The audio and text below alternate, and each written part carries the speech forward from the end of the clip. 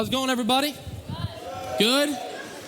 Man, I'm so excited to see everybody tonight. Guys, this is our last refuge of the school year. I know, it's sad. Guys, just like Malik said, we have 33 days till summer camp, and our summer schedule will be out at 8 o'clock tonight. So stay in tune on the Instagram so you can see what our summer schedule will look like, okay? So that's in literally about an hour. We are super excited for that to come out. So, we are still in our series, The Struggle is Real. It's our last week of it. My title for my message today is, It's Just One Time. It's just one time, okay? So my first thing I want to ask y'all tonight, how many of y'all ever been on a diet?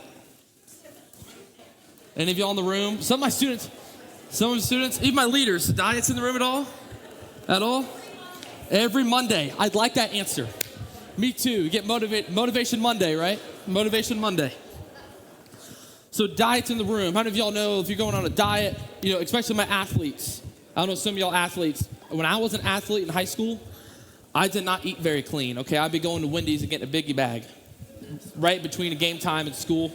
Was not eating healthy. Any athletes, y'all relate to that a little bit? Do y'all just still eat whatever you want? Some of y'all? JJ's like, yeah. Some of you, Otis is like double hands up in the air. But some of y'all, especially leaders, if you're on a diet, how many of you know it's like grilled chicken, broccoli, all the gross greens? I don't like greens. But you're really trying to do that so your body feels good. You're like, oh, I might lose a little bit of weight. I might look a little more toned. I want to look at myself and be like, yeah, like I'm killing the game. So, you're on the diet, and then how many of y'all are like me where you eat clean, and then you sit there and you go, man, dessert sounds good right now, though.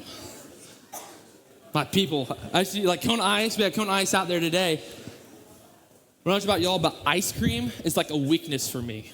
Okay, like I love ice cream. Ice cream people in the room, like ice cream is my weakness. Okay, so if I'm sitting here on a diet, ice cream is like man, you got to keep that away from me because I'm going to cave into it. Or I like some soda. Y'all like some soda in the room? Like some good Coca-Cola? Some people like in the room. Some people are like, no carbonation for me, none. So, you eat that clean meal, you drink your water. So a lot of us got these water bottles in the room. You sit there, you drink your water. I'm like, I'm going to drink 2 of these a day. I'm going to eat all clean. And then it comes along, and you're like, oh, man, I want some sweet treat and some Coke. So you got your M&Ms and your Coke, right? Right? So, I'm like, man, a Coke. I've actually moved to Coke Zero, but it's still not the best for you. So, you get that Coke. Oh, man, that rubbed up against something. I'm going to tell you all this. Yesterday, I got a little hungry yesterday. The reason I got these M&Ms is because I was eating a pack of M&Ms yesterday. It's probably a little tiny bag. It wasn't like a share bag or anything. But I looked, the package was 250 calories. I heard a whistle. That's what I thought, okay? I'm sitting there, I'm like, oh my gosh, that's a lot of calories for a little tiny thing of M&Ms. And I'm not gonna lie, it was like 10:30 in the morning and I was just hungry. I was like, oh, that sounds good. I didn't know it was gonna be 250 calories. So I'm sitting there, in my mind too, I'm like, I probably should be eating a little healthier. This is the first thing I consumed yesterday morning was M&Ms. And y'all are like, so, I'm sitting there, if I'm supposed to be on a diet, which I probably should be on a diet because I need to take care of my body better. But, I'm sitting there, I'm like, oh, M&Ms are good. You want one? So that's what I did, right? A compromise, right? So I know I'm supposed to be on a diet. I'm like, man, this is good, though. And how many of y'all know with a lot of candy, you eat one, and you're like, man, I want more. And, you're just like, oh, it's just one. I just want one M&M. I just want one, like Swedish fish. I like Swedish fish. You're like, yeah, I just want that one Swedish fish.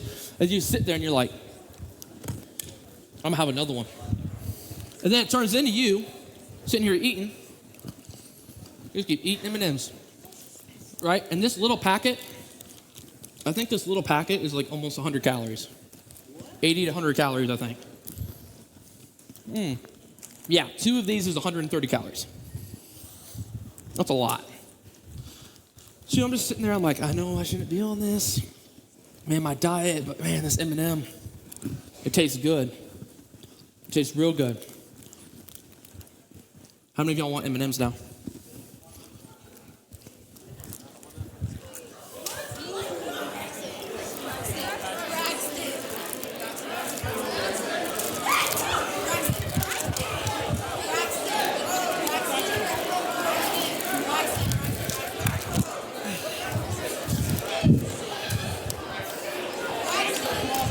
Man, y'all, you know these aren't good for you, man.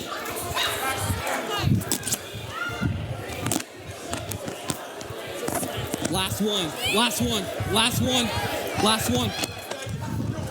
No! I try to get it to you, man. Okay. No, you know what? I'll throw 2 more. All right, that's it. That's all I got. Oh, my chain is caught up in this. Paul's gonna kill me. That's done, Paul. It's gone. It's off. I got it off my net. We're good. Okay, so that was chaos. I didn't think y'all were gonna be that adamant on getting M&Ms, okay? So I even got these. Like Coke, man. Coke's a weakness too. Y'all know what I'm saying? Y'all want some Coke? How many of y'all want Coke? Okay. Listen. Shh.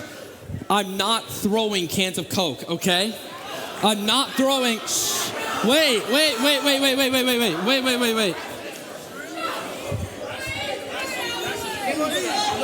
Hey, ladies first, man. Ladies first. I gotta go to this side. I gotta show this side some love. Do you know what? Fine. Take one. I'm getting 2 more. I'm giving out 3 total. 3 total. No, do you know what's gonna happen? Pause. Do you want Coke? You don't want Coke? I'm trying to get you one. Blake, go ahead. And I gotta show some love to my people in the back, okay? All right. So, listen. So, just like we're all compromising, we know that Coke and M&Ms are not good for us, right? We know that, okay? We know that. So just like if we're supposed to be on diets, we're all gonna be on diets, right? If we're gonna be on a diet, just like we're compromising because we think that the Coke and the M&Ms are worth it, they're worth sacrificing our diet for, it's worth it. So with sin,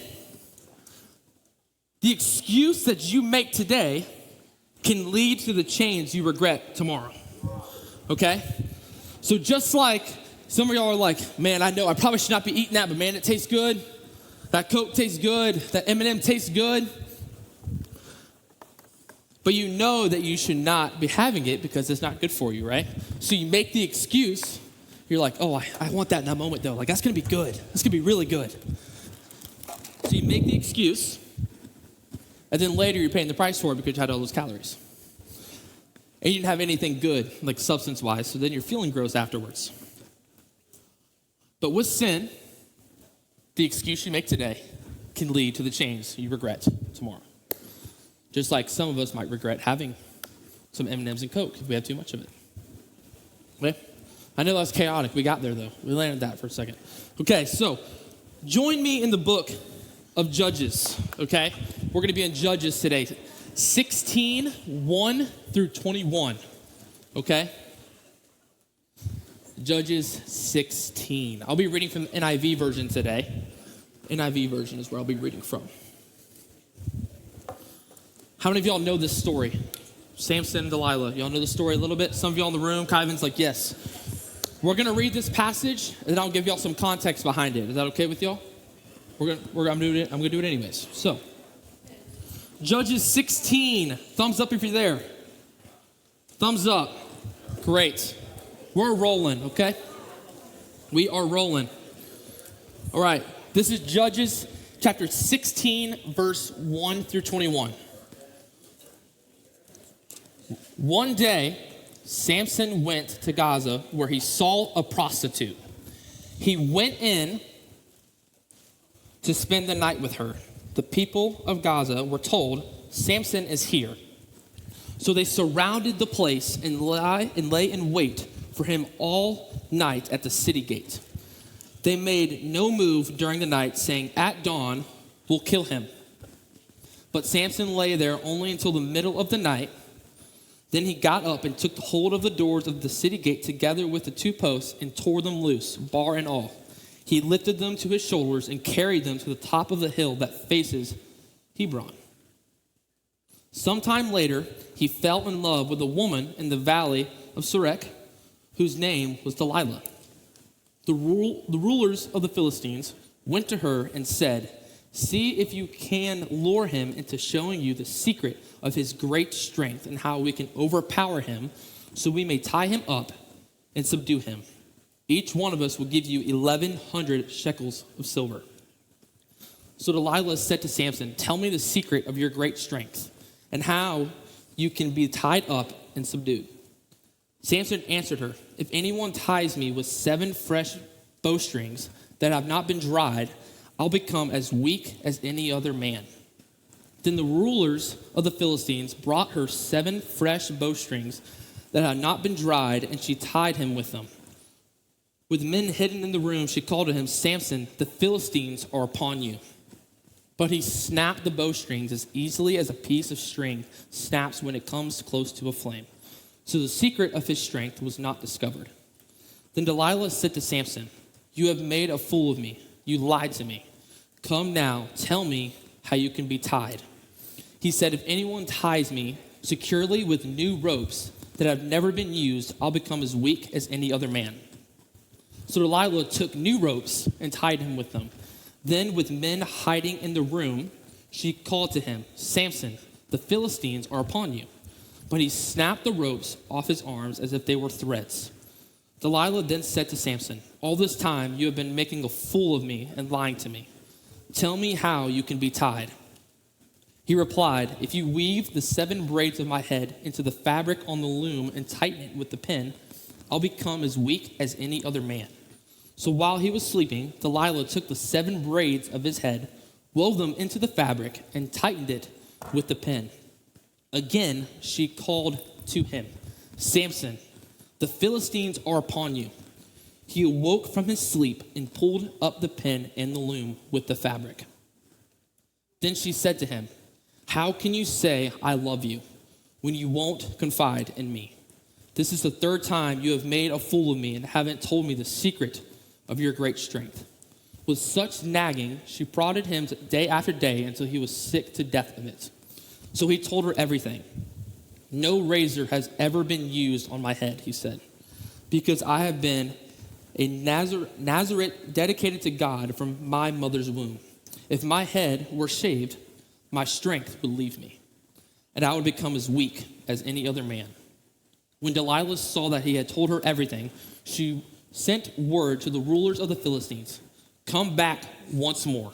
He has told me everything." So the rulers of the Philistines returned with the silver in their hands. After putting him to sleep on her lap, she called for someone to shave off the 7 braids of his hair, and so began to subdue him, and his strength left him. Then she called, "Samson, the Philistines are upon you." He awoke from his sleep and thought, "I'll go out as before and shake myself free," but he did not know that the Lord had left him. Then the Philistines seized him and gouged out his eyes and took him down to Gaza. Binding him with bronze shackles, they set him to grinding grain in prison. But the hair on his head began to grow again after it had been shaved. All right. That's a lot. Okay, so context. It's the first thing. So, Samson was already settling. Okay, Samson was already settling. If you look in the first verse, it talks about how he left Gaza after he already slept with a prostitute. Okay, so he's already settling in his life. He's already justifying his sin. He's already saying, okay, I'm just going to keep doing what I'm doing. Because then he left and fell in love with another woman and did the same thing. So he's hopping around. Samson had a calling on his life to help deliver Israel from the Philistines. Okay, so he was a man that God had a calling on his life. He said, hey, you're going to help set free Israel from these Philistines. He was under something called a Nazarite vow, okay? So that means that he was supposed to be set apart, or holy is what it meant, okay? He's meant to be set apart or holy. And his hair symbolized his commitment to God. Y'all pick up how he sat there and said, razors never touched my head. That shows his commitment to God, okay? That's a special thing with his hair. That's where his strength comes from. So Samson already had a pattern of making private compromises that eventually became public. And so Samson lacked self-control, realistically. He lacked self-control. So that's the context of Samson here, okay? So my first point for you today is this. I have 3 points for you to do. The first point is this. Small compromises lead to big consequences. Small compromises lead to big consequences. So before Delilah comes into the picture, Samson already slept with a prostitute. So it says it in there. It says, hey, he left Gaza. He already fell in love with a prostitute. He spent the night with her. So now he's moving on to Delilah. After he meets Delilah, he falls in love with her. He was already compromising. He already slept with a prostitute. And he's about to go do it with another girl. So Delilah was part of his pattern. Okay, so he kept making small compromises. She was part of a pattern that he kept doing. So Samson had assumed that he could keep flirting with this sin that he was doing, that he could control it. That he could control his sin, he could control what he's doing. He's like, hey, I'm just doing this one sin, I can control it, I got this. But guys, he couldn't control it. Because you know the full story now. The truth eventually came out, and his head got shaved, and his eyes got gouged out. So just like Samson believed the lie that he could control his sin, don't believe the lie that you can flirt with sin and that you can control it either. Okay, Samson was a man that was called by God to save Israel from the Philistines, okay? And he couldn't control sin, so we can't control sin either. Okay? So don't believe the lie that you can control sin, because it's a lie. It's a lie. God does not intend for us to try and manage sin. That's not God's intention, okay? He doesn't sit there and go, hey, just you can manage it, flirt with it a little bit, explore it, do your thing, and, you got this. You can do it. That's not his intention. He wants you to flee from it. He wants you to run away from the sin, okay? He wants you to use the scriptures and say, hey, no, that's not it. I'm going to turn the other way. Remember the presents I had up here last week? It's the same thing. You're supposed to look away from it. You're not supposed to look at it and start flirting with it and seeing what's going on with it. No, you're supposed to run from it because you can't manage sin. You can't do it. The small compromises that Samson kept making led to his destruction. So don't allow compromises in your life lead you to destruction. Because compromises that you make in your life will eventually destroy you. They will. They'll catch up to you. If you keep justifying a sin that you're doing or justifying a habit that you're doing that you know is not right, it will catch up to you. Because you're not meant to manage sin. You're meant to run from it.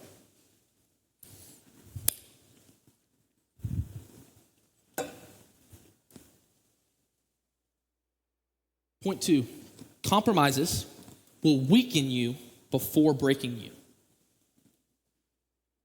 Compromises will weaken you before breaking you.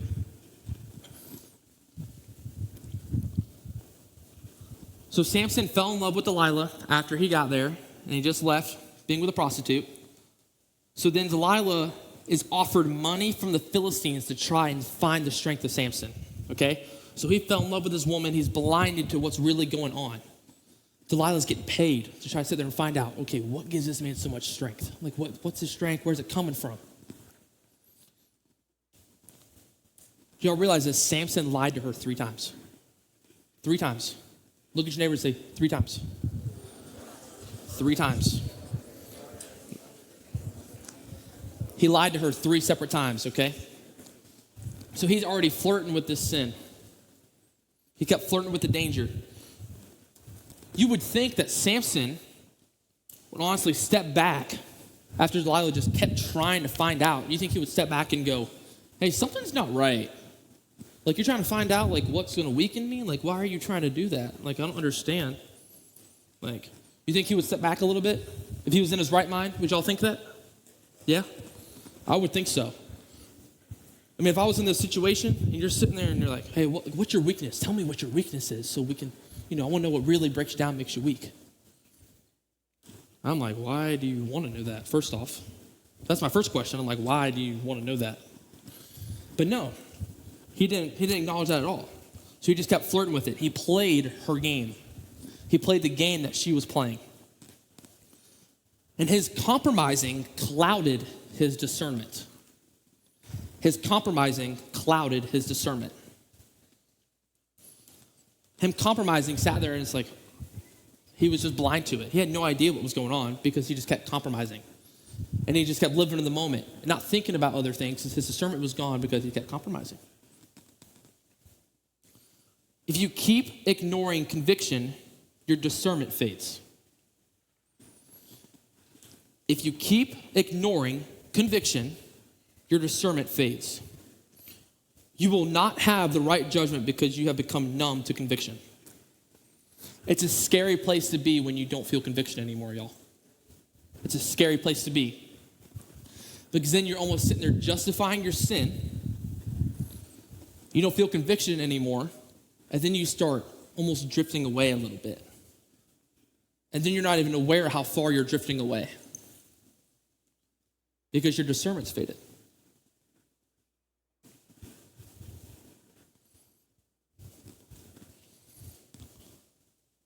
Things you do that you know are wrong don't faze you anymore because you have made excuses for yourself, for your sins and your habits. You sat there and said, oh, it's okay that I do this. It's just the one time or it's just the twice a week thing. Like, it is what it is. So therefore, you're just ignoring the conviction and justifying that what you're doing is correct. And then you also just compromise so much that you're numb to the conviction of it.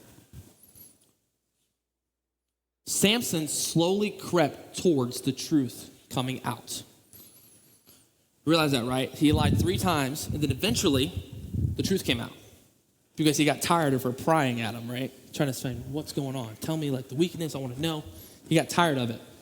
But he kept stepping closer. But also, he didn't realize how close he was either because he was completely blinded to it. The compromises he made kept making him weaker and weaker and weaker and weaker to the attacks of the enemy. It made him weaker. And then this led to his breaking point when he told the truth. So your compromises will weaken you before they break you. Okay? Point 3, repeated compromises lead to spiritual blindness. Repeated compromises lead to spiritual blindness. Samson eventually told the truth. Okay, after 3 times of lying, and Delilah's sitting there going, why are you lying to me? You're making me look like a fool. All these things. He finally tells the truth. Hey, my hair is my strength. A razor's never touched my head. This symbolizes my strength.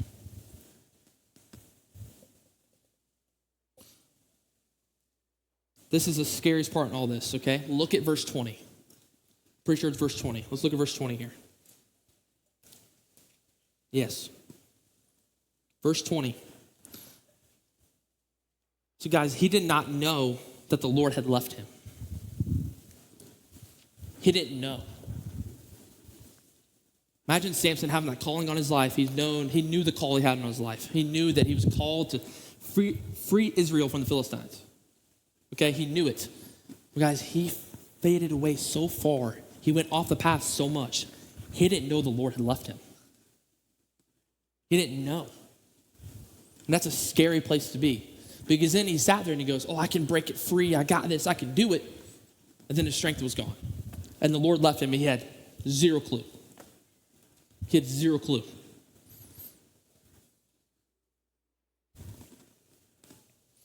Samson was already spiritually disconnected due to his compromising. He became spiritually disconnected because he was compromising. Your numbness makes you unaware of how far you are drifting. It happened to Samson, it can happen to us too.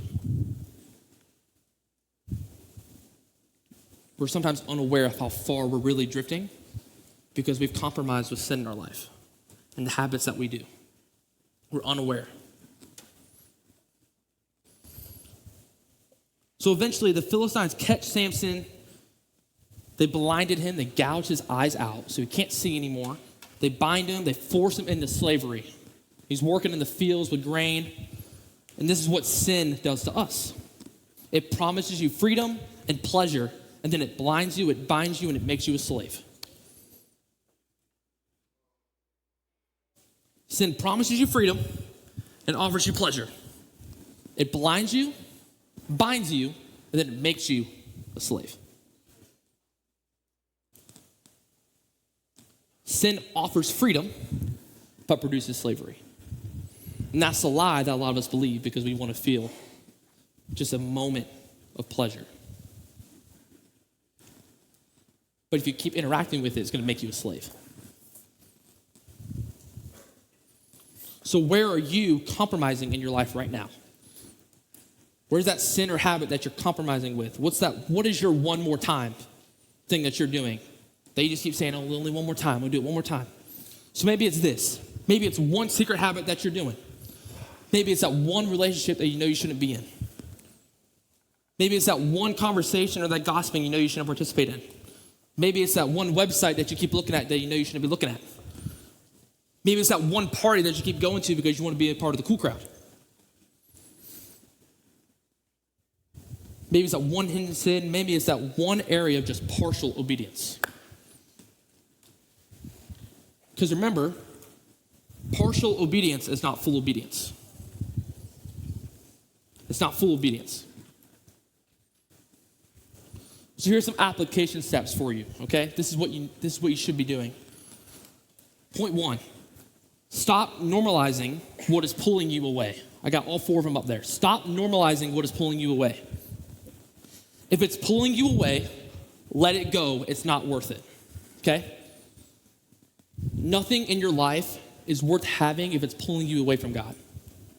Nothing's worth it, okay? So even if it's a social media thing, maybe it's this, it's not worth it, okay? If it's pulling you away, get rid of it. That's the best thing you can do because you want to be as close to God as possible. Point 2, don't see how close you can get to sin. Don't sit there and be like, oh, I'm going to try to get as close as I can without sinning. And if you're sitting there asking yourself, man, am I technically sinning in this? Like, you probably should not be doing it in the first place. If you're sitting there having a question, is this okay if I do this? Like, maybe it's just okay this one time. You probably shouldn't be doing it to begin with. You need to stay far away from sin. And you need to ask yourself, what is helping me stay as close to Jesus as possible?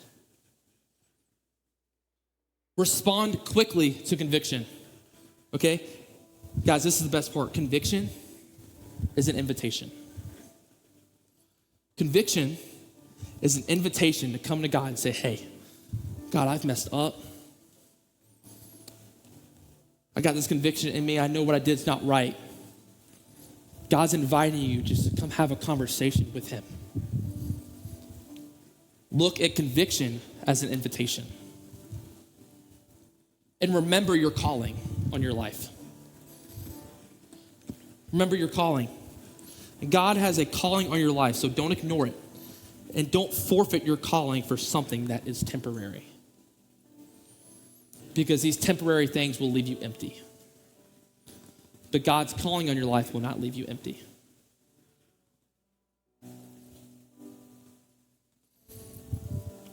So we're not slaves to sin, y'all. We're not slaves to sin. You are not a slave to sin.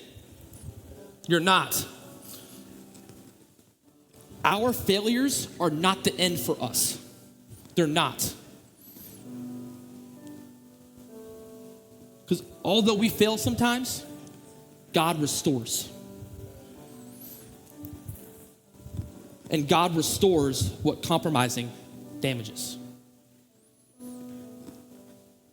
Maybe there's some things in your life that you're sitting there going, man, man, my compromising's really just ruined me, man. God can restore. Because that's who God is. And he wants to restore your life. He knows the good, the bad, the ugly. So allow him to restore your mind, your heart, your soul. Because he is a God of restoration. Okay? This is what we're going to do. We're trying something a little different tonight. I know we're a little over time, but this is what we're going to do. We're still going to sit in this moment. I have some index cards for y'all. Okay?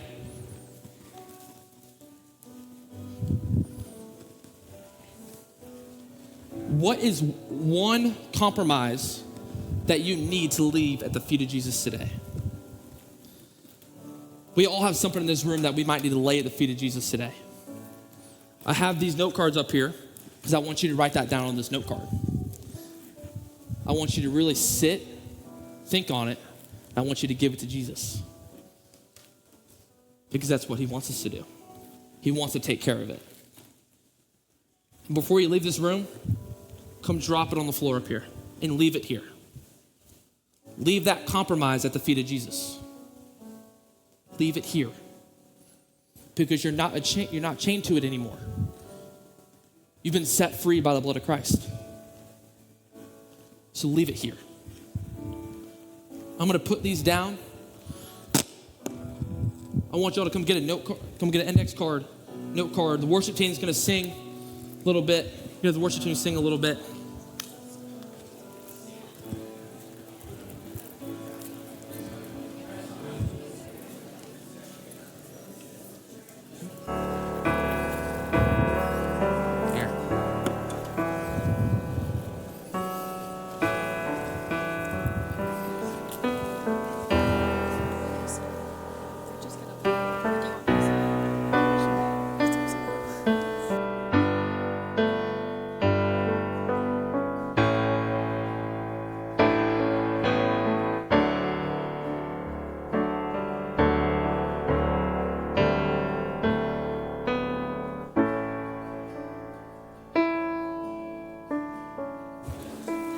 Y'all, I want this to be a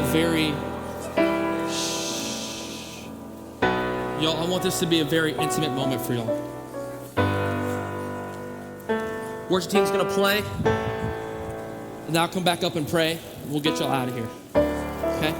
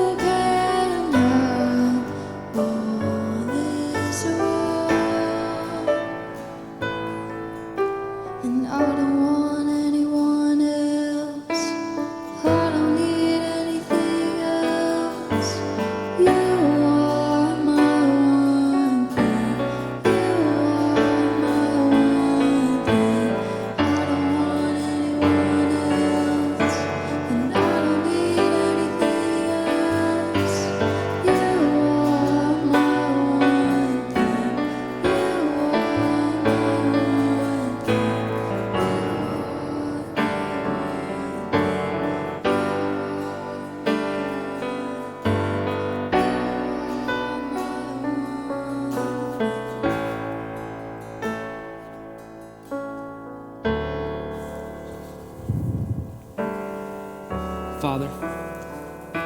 I pray over these students tonight, Father.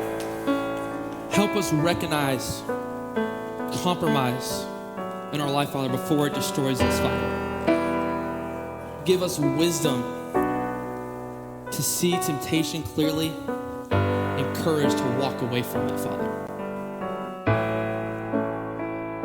Help us listen to the conviction inside of us quickly, Father, and not put off conviction, and value your presence more than temporary pleasure.